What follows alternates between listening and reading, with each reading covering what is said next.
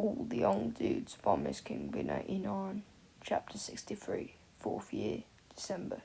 I'm torn between the light and dark, where others see their target, divine symmetry.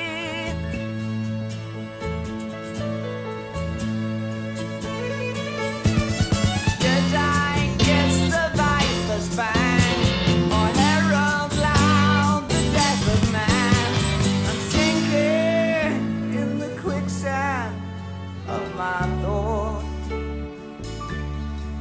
and I ain't got the power anymore. Wednesday, 4th December 1974. They were all given 3 weeks detention with McGonagall, which meant lines and extra homework, and were banned from Hogsmeade until the end of the year, much to Peter's horror. Poor Miss Lewis would have to wait. This also meant that Remus wouldn't be able to buy any Christmas presents for his friends, but he was grateful for that excuse. He'd so far amounted a small fortune, in his eyes anyway, of 10 galleons and 12 sickles. It wasn't anywhere near James's inheritance, of course, or even Sirius's bequeathal from his uncle, but it was more money than Remus had ever had, even in Muggle money. He'd already started making plans for the moment he turned 17. Learning how to operate was key. He had to be sure to get that right. Then, he would buy enough supplies and begin a search, and he thought he knew exactly where to start. This term, ever since he had been back at Hogwarts, Remus had been reading the Daily Prophet cover to cover. He borrowed James's copy and made notes privately, usually in the library, where the other marauders wouldn't bother him. He was looking for anything: attacks, signs, rumours, anything related to werewolves or unidentified dark creatures. There was very little in there. James maintained that this was because the Ministry didn't want to frighten anyone. But there were still clues. Sometimes there were stories about Aurors breaking up illegal gatherings or meetings, always in distant, far-flung places, the air brides or the breaking beacons, and they were always the night before the full moon. This was solid evidence as far as Remus was concerned.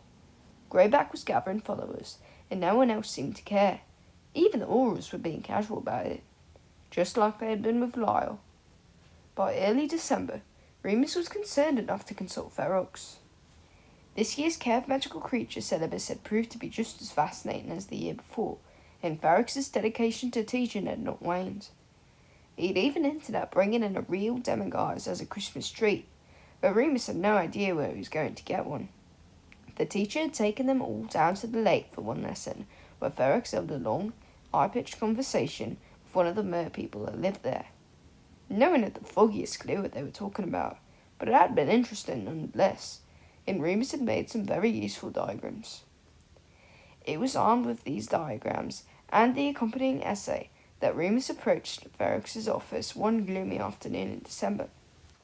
Since both Sirius and James were now on the Quidditch team, it was much easier for Remus to sneak away and conduct his own personal business, lately either Werewolf hunting or as Hogwarts' premier tobacco supplier. Lily had asked if he wanted to go to the library with her. He thought she must be feeling a bit lonely this term. She's often asking if he wanted to go here or there with her. He hadn't noticed she was spending any less time with Mary and Marlene, but who knew of girls? Anyway, having extracted himself from all other responsibilities, Remus knocked purposefully on the door to Ferox's office. "Come in," the familiar Liverpudlian sing-song voice called out. Remus smiled and stepped inside. "Ah, Professor," he said, clutching his papers. "Lupin, sit down, sit down." Ferox beamed up at him from behind his desk.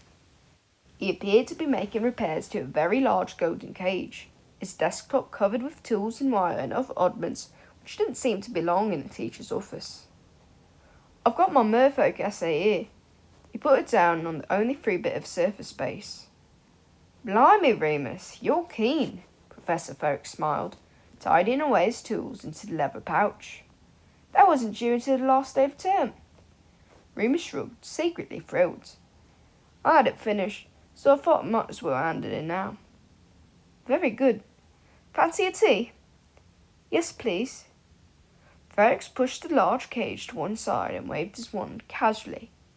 Ferrex's wand was shorter than Remus's and thicker, made of some knobbly type of wood, as if snapped directly from a tree branch. A teapot appeared from nowhere, closely followed by 2 cups and saucers which clattered noisily onto the table. They were quite old and chipped in places. Oops, Ferrex grinned, partially. Never had much finesse with charms. That's my nan's old set too. Remus smiled politely and used his own wand to pour the tea. He found levitation very easy, and Ferrex looked impressed. Nan used to drink it from the saucer and everything, he murmured, nostalgically, lifting the cup up to his lips. Thought it was elegant. Bless her. Remus never knew what to say when people started talking about their relatives. It had taken him 4 years to learn that people who had families did not really want to hear about the experiences of people without them. It made them uncomfortable. Ferrex seemed to notice Remus's polite reticence and changed tact. At this point, my nan would offer a biscuit and a cigarette, but I'm afraid I've run out of both. Remus raised an eyebrow and fished inside his pocket. Here, sir, he said, offering a box of Marlboros. Ah, so the rumours are true, eh? A resident bootlegger. Remus shrugged again, carefully trying to mask his excitement as Ferrex actually accepted a cigarette and lit it neatly with his one point. How'd you do that? He asked, trying it with his own wand to no avail. Ferrex chuckled. Come here. And Remus leaned across the desk to allow Ferrex to light his cigarette. I'd better not teach you, the teacher winked. It's a terrible habit. Remus grinned through the cloud of smoke, taking a long drag. So, Ferrex said, leaning back in his chair. I take it this is more than just a social visit, young Lupin. Yeah, sort of, Remus nodded, clearing his throat. I just had a few more questions about... Well, I didn't know who'd ask, and you said last year I could always come to you. Of course. Is this about your father? Oh, no, Remus shook his head vehemently. Not him. It may have sounded a bit more forceful than he meant to, but he was sick of Lyle Lupin, and the awful, hollow, guilty feeling he got when he thought about the man. He didn't want to know any more about the past. This was about the future. Remus took another puff, letting it steady his nerves. It's about Greyback. Remus, I deserve to know, he said, darkly, losing his smile. It's my life. Ferrex looked at him for a long time before sighing. Just like your dad. Okay, what do you want to know? Not that there's much I can tell you, mind. As far as anyone knows, he's still a wanted fugitive. The articles you gave me, one of them said that the ministry thought he was trying to raise an army. That's why he likes children. That's just a rumour, Ferrex said, browsing it together. There's no evidence. I'm evidence, Remus said, unconsciously pressing a hand on his side, where the worst scar of all was hidden under his uniform. It still doesn't mean... Well, if he'd been trying to do that in the 60s, then you'd think we'd know about it by now, eh? That was a spurious line of reasoning, in Remus's opinion, and he waved his hand. There have been attacks, if you read the papers recently. The Dark Lord, he's the perfect person to encourage Greyback, from what I've heard. Something needs to be done to stop people from joining them. Stop people like me from joining him. I don't know what you know about the so-called Dark Lord, Ferrex replied, stiffly, but he's only interested in blood purity. You would consider someone like Greyback a half-breed, beneath him. Remus thought of Snape and the other Slytherins, and immediately dismissed his spirit too. You might not respect him, but as long as Greyback gets the job done, and if he gets enough followers... You're overestimating his power, both of them. The Dark Lord is just some political upstart, feeding off some perceived oppression. No one takes him seriously. No one who matters. And Greyback, well, he's practically a derelict, a raving lunatic. Neither of them have anything substantial to offer their followers. Remus nodded. Yeah, well, the ministry doesn't exactly have much to offer me, except for a collar and a barred cell. Remus, that's not true. Ferrex sounded distressed. Remus didn't care. Yes, it is. I'm nearly 15. Not a little boy. My job prospects are only slightly less shit as a muggle than they are as a wizard. Can't help but notice, but I'm the only one at Hogwarts. Can't help but notice, but I'm not supposed to tell anyone. Oh wait, until I'm 17. Then I have to tell everyone, right? Then everyone else knows to avoid me in case I get a bit peckish. Greyback might not have much to offer us half-breeds, but when you haven't got a lot else going for you. Remus, you've got... No! I've read the laws and the statutes in the bullshit fucking registry. He stubbed out his cigarette in the dregs of his teacup furiously. The full moon was weeks away, but his temperature was rising, his heart pounding as he glared at Ferox, challenging him to answer. Ferox himself looked quite shaken, struck dumb. This in itself cooled Remus's temper. He'd meant to have a rational discussion. He'd wanted to learn things, not yell at his favourite teacher. He pulled out another cigarette and lit it with the matchbook he carried, then pushed the box across the desk to Ferox. "Keep it," he said, quietly in Alan. "I'm sorry, I didn't mean to shout." "It's okay to shout, Remus," Ferox smiled, weakly. "Especially when someone isn't listening and you need to be heard." Remus looked at him, quizzically. Ferox relaxed a bit. "I think you see anger as a weakness, but it isn't. It's good to be angry, and you've got a bloody good reason to be. You're right, we all need to worry about Voldemort and Greyback and the rest of the pureblood crowd. If the Ministry is prepared to treat good, clever, thoughtful wizards the way they treat you, then people like the Dark Lord will always have followers." Remus stared at him, stunned. "But," Ferox said, "there will always be people working against them too. And as long as we stay angry, they won't win." "They won't win," Remus repeated. He usually felt embarrassed after an outburst like that, but now he actually felt calmer, relieved even. "And don't you think for a minute that you've shit prospects," Ferox raised an eyebrow. "If you think Dumbledore moved heaven and earth to get you an education just to see you end up no better than a squib, then you don't know Dumbledore, my boy." Friday, 20th December 1974. As December drew on and the nights grew longer, the castle became engulfed in fairy lights and a heavy blanket of snow. Everyone seemed in higher spirits than usual and more excited to celebrate Christmas than ever before. Owls swooped through the halls at lightning speed, delivering packages and brightly enveloped cards. The biology teacher had enchanted Ollie and Ivy to weave itself around every chandelier and banister. Professor Flitwick could be seen most evenings teaching the portraits to sing carols, and Sirius Black ended the term dressed head to toe in tinsel. This hadn't actually been Sirius's idea.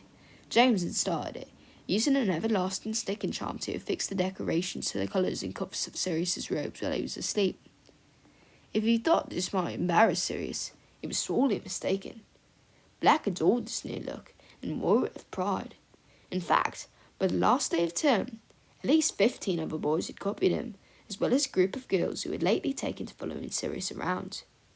It seemed now that every girl in school had now found out about the great snugging race, and the effect was not what Remus had hoped for. While Marlene had acted sensibly in rejecting Black's advances, there were plenty of girls in their year, and even in the year above, who were open to help Sirius win the bet. He'd thought this great fun at first, but after almost a month of being followed around by a pack of giggling teenagers, receiving heavily scented love notes, and being interrupted at almost every turn, he'd enlisted Mary as a bodyguard. Mary was perfect for this. Bolshy, ready to speak her mind, and not interested in Sirius at all. "You're such a wuss," she sighed, on the last evening of the term, as they all sat around the fireplace together. James was playing with the golden snitch he'd nicked from the game shed, trying to impress Lily, who had her head down and was frantically finishing her Christmas cards. Peter was nowhere to be found. Marlene was playing a game of chess with Remus, and Sirius had just called Mary to sit closer to him, cautiously eyeing a group of girls watching him from the corner. "I'm not a wuss," he replied, dryly, loosening his tie. "I just like my privacy." "You could always just snug one of them," Mary shot back, stretching out the couch and draping her legs over Sirius's lap. He let her. "Wasn't that the whole point of the bet?" "Well, yeah," Sirius replied, in a measured tone. "But they weren't supposed to know about it. I was supposed to win them over with my charm and roguish good looks." You're not scared, are you? Mary purred. I'd be mad not to be scared of girls, Sirius laughed. You're all mental. Mary, what's Darren's surname? Lily asked, looking up from a stack of cards. Harvey, Mary said. God, you're not sending in a card, are you? You've only met him once. It's nice to get cards at Christmas, Lily smiled, returning to her writing. All right, but don't send it by Owl. He's a muggle. How have you been writing to him all year? Remus asked, genuinely interested. I send the letters to my mum, and she pops them through his letterbox. He only lives across the hall, and there's a phone box just outside of Hogsmeade, so we've chatted once or twice. I didn't know there was a phone box. Yeah, it's a bit ancient. One of the Ravenclaws told me it was a portkey once during the war, but it still works. She stretched again. I can't wait to see him, she sighed. Sirius pushed her legs away, pretending to lean over and watch the chess game. Where are you for Christmas, Remus? Lily asked, licking a final envelope. Not staying here, I hope. Lupin and Black are at mine again, James said, eagerly. Lily gave him a withering look. Oh, of course. Remus was really looking forward to staying with the Potters this year. He'd only be staying a week, as the full moon fell on the 29th. That was fine by him. He just couldn't wait for the presents and the decorations and Mrs. Potter's cooking. I'm starving, Sirius yawned lazily. Where's Pete? Can we send him to the kitchens for us? No idea where he is, actually, James said. I haven't seen him since dinner. Is he back in? Lily suggested. I'll go and check. Remus stood up, stretching. I'm hungry too. I think there's some cauldron cakes in my trunk. You don't say. Sirius got up too, following him. Remus sighed. Sirius spent half the time begging for sweets off the rest of them. Not that he wasn't generous with his own, he just very rarely seemed to have any. Peter was not in the dorm room, but the cauldron cakes were. Wonder what happened to him, Remus rubbed the back of his head. Check the map, Sirius said, spraying crumbs everywhere, mouth full of cake. Remus raised an eyebrow, but said nothing, and retrieved the map from the bedside table. Cast a locator spell, and the map quickly highlighted a small flag with the name Peter Pettigrew. It looked as though he was in a broom cupboard near the Charms classroom. What's he doing there? Sirius mumbled, stuffing another cake in his mouth. Remus tutted this time, folding up the map. I don't know. You don't reckon the Slytherins got him? Maybe, Sirius swallowed. If they put a binding spell on him, he might be stuck there all night. Let's go get him then. Shall I get James? Sirius glanced at the door, and Remus knew at once that he was dreading having to pass the gauntlet of girls waiting down there. Nah, let's take the cloak and sneak down. It won't take long, and only two of us fit anyway. Remus shrugged by way of consent. If it didn't take too long to rescue Peter, maybe afterward they could go to the kitchen. Sirius had finished his cauldron cakes. They huddled under the cloak together and hurried quietly downstairs, past James and the girls, out through the portrait hole. Bloody typical of Peter, Sirius huffed under his breath. 4 years as a marauder and still crap at defensive spells. Maybe they attacked him from behind, Remus suggested. Or maybe there were a lot of them. He didn't know why, but he loved contradicting Sirius. James called it bickering, but Sirius had never given any sign that it bothered him. On they went through the shadowy stone hallways towards the Charms corridor. Here, is it that one? Sirius whispered as they reached the door. Yeah, Remus replied. He's in there. You could smell him. Okay, one's ready. 1, 2, 3. Sirius yanked the door open quickly, much to the surprise of Peter, who was very much not in danger, and Desdemona Lewis, who shrieked. Who's there? She stared around, pale and wide-eyed, her hair mussied up and her lips very pink and wet. Pete stared about as well, slightly more suspiciously, but just as rumpled. Probably just Peeves. Sirius began to shudder with laughter, and Remus quickly clamped a hand over his mouth, trying to pull him away from the cupboard. Poor Peter. I'm going back to my common room. I'll get in so much trouble if I'm caught out of bounds again, Desdemona was saying, straightening her blouse.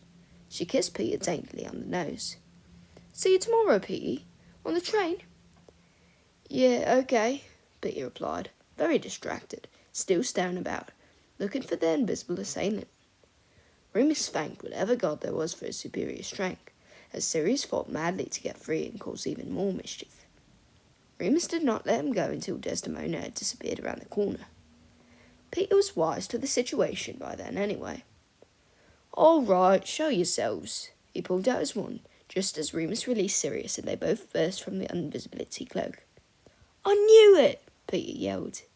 "You sneak!" Sirius crowed, laughing so hard he was holding his stomach. "How long had that been going on?"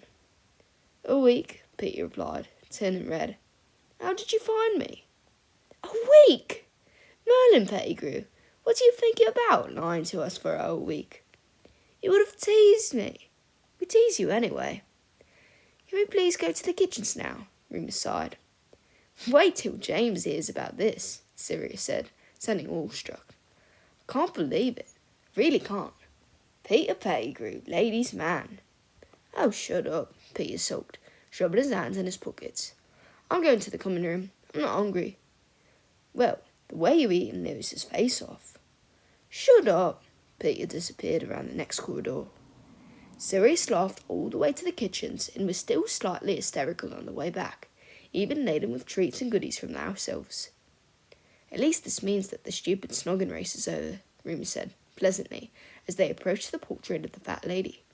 Sirius stopped dead in his tracks, causing Remus to bump into him, nearly dropping his bowl of butterbeer. "Oh, I didn't think about that." "Well, you don't have to think about it now," Remus snapped, rubbing his elbow where he'd banged it. "Pete won." "You're right, Mooney. Oh, that means that if I don't get a snog by the end of the year, then I'm more of a loser than Pettigrew." Remus sighed heavily.